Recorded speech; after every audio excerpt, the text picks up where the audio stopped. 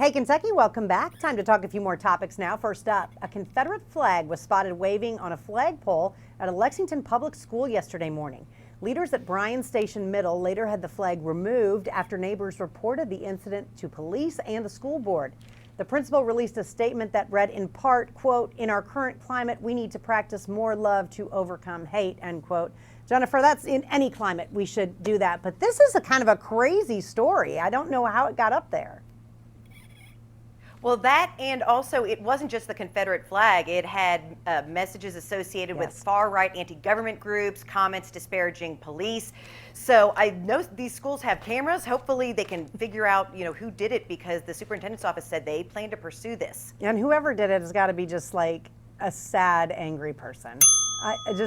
That's what if that's what they're spending their time doing. All right, folks at the Kentucky Blood Center say they are down to a one-day supply of blood due to the coronavirus. 70 hospitals in the state rely on the Kentucky Blood Center in Lexington, which typically operates with a 3-day blood supply. But as elective surgeries resumed in May, demand has surged.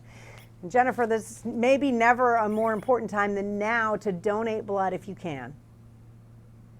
That's right. And the Kentucky Blood Center says it needs 400 donors a day. They've made changes because of coronavirus, safety changes, sanitation changes to make it as safe as possible. So if that's what's keeping people from not donating blood, you can rest assured it'll be safe, and they need more donors. Yes, they do. Thank you. All right. Kentucky health organizations have launched a campaign to encourage us to listen to health officials and wear a face mask in public to protect those around us. The Wear It For Me spot features 5 Kentuckians from different backgrounds, including a teacher, restaurant owner, and a Louisville man battling cancer. The president of the Kentucky Medical Association is also a face for the campaign. And Jennifer, now I think we've heard some of the reaction from people who have used masks in places where someone is tested positive, and the masks have worked. Yes, and this is, for the people who won't do it, then do it for these people. Yeah. I do it for my friend Sarah, who has cancer. I have my mask. Y'all can't be doing that. So that's my message to the people who aren't wearing their masks. There's no excuse at this point except that people are being selfish. Absolutely. All right. The Western Kentucky basketball coach is trying to make the best of UK's decision to not play his team. The Cats and Hilltoppers haven't faced off in the regular season since 2001. Western coach Rick Stansbury thought maybe that would change when Kentucky announced plans to play 2 other Conference USA teams. But Stansbury says it's just a continued spurning is just a sign of respect. And Jennifer, we probably both know what's going on here, but I do want to mention this about Rick Stansbury. He said until the pandemic, he'd never watched Netflix, not once. Well, then that's all you need to know about him. Exactly. He just discovered, he said he had never heard of the show The Office until this.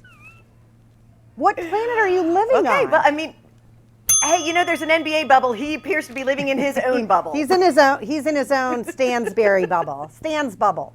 Yes. All right. 3-time Pro Bowler Larry Warford is a free agent with plenty of offers to join a squad for the 2020 NFL season, but he's electing to sit out. The former Madison Central high school star will opt out to start a family and continue to train.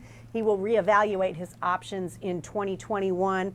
Jennifer, I don't think this is solely coronavirus related, but it's going to be tough to get a job back when you sit that year out.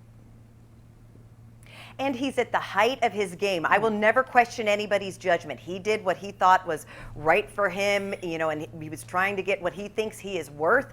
But to have to sit out for a year, especially right now, from a public health standpoint, is probably a good idea. But for his career, I'm not so sure. So hopefully it works out for him, because he's a great player. He's a great player and a great guy. We wish him the best.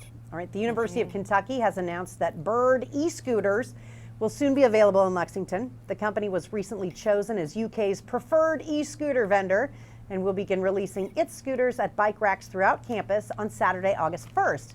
The scooters will also be available to the community at large. And I just can't do it because they go too fast for me. Well, and if you drove through downtown Lexington has the scooters, and that people were coming from everywhere. They're up on the sidewalk, they're not on the sidewalk. I understand why UK is doing this, but at the same time, I think there's still serious safety concerns. We had fatal accidents with them when the city got them, so I just hope that they can keep everybody safe. I do too. All right, tonight's wrap up is next as Hey Kentucky continues.